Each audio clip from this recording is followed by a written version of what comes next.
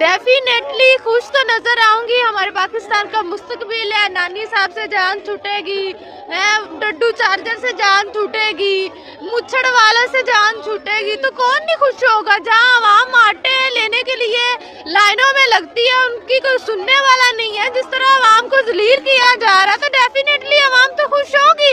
जिस तरह की ये बगैरत हुकूमत हमारे ऊपर मुसल्लत की गई है रातों रात इनके। और ये मरियम नवाज साहिबा कहती है कि ट्वीट कर रही थी कि साजिश की गई है। जब इनके फैसले होते हैं, रात को अदालतें खुलती हैं, रात को सारा कुछ होता है, तब ना साजिश होती है, ना कोई चीफ जस्टिस बुरा होता है, ना कोई हुकूमत में जज बुरे होते हैं। सिर्फ तब सारे अदारे बुरे होते हैं जब इनके खिलाफ फैसले आते हैं।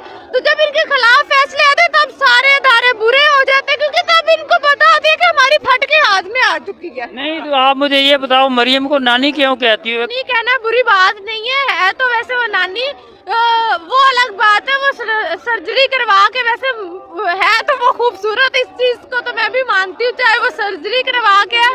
तो नानी साहब सर्जरी के बगैर भी खूबसूरत है। मैंने सर्जरी से बगैर उसको देखा, वल्लाह मैंने जब उसको फर्स्ट टाइम देखा मुझे लगा ये मरियम नवाज की कोई हम शक्ल आई है, मोटे नाक वाली। अच्छा। तो मैंने जब देखा मैंने कहा इसका भी नाक, बाद में मैंने गौर से देखा ये तो मरियम नवाज साहिबा ही है, ये तो मरियम औरंगजेब की तरह इनका भी डड्डू चार्जर वाला नाक है।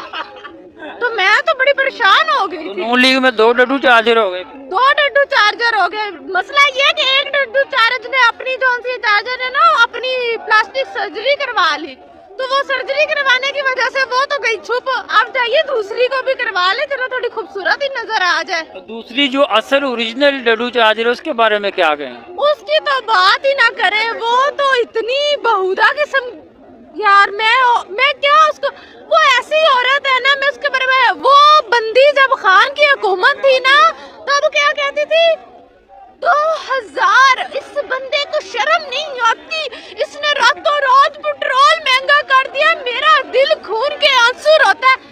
अब ये कहाँ गई है? अब इससे कोई पूछे अब कहाँ गई हो? अब तुम्हारा दिल नहीं खून के आंसू रोता, अब तुम्हारे दिल को कुछ नहीं होता, अब तुम्हारे दिल को, अब तो 2000 रुपया कहती थी दूंगी, और खान ने तो 14,000 असास प्रोग्राम के जरिए, और वल्ला वो गरीब अवाम को पैसा मिलता था, उससे थोड़ा घर का सर्कट चल जाता था अगर महंगाई भी थी। दूसरे नंबर पे मैं पाकिस्तानी अवाम से कहूंगी, अगर खान साहब की हुकूमत आती है, महंगाई होगी, हौसला रखना है, हिम्मत रखना है। ये नहीं कि उनके कोई जादू दी छोटी नहीं है, उन्हें आना तो बजाड़ा ले जी है चीजा सही हो।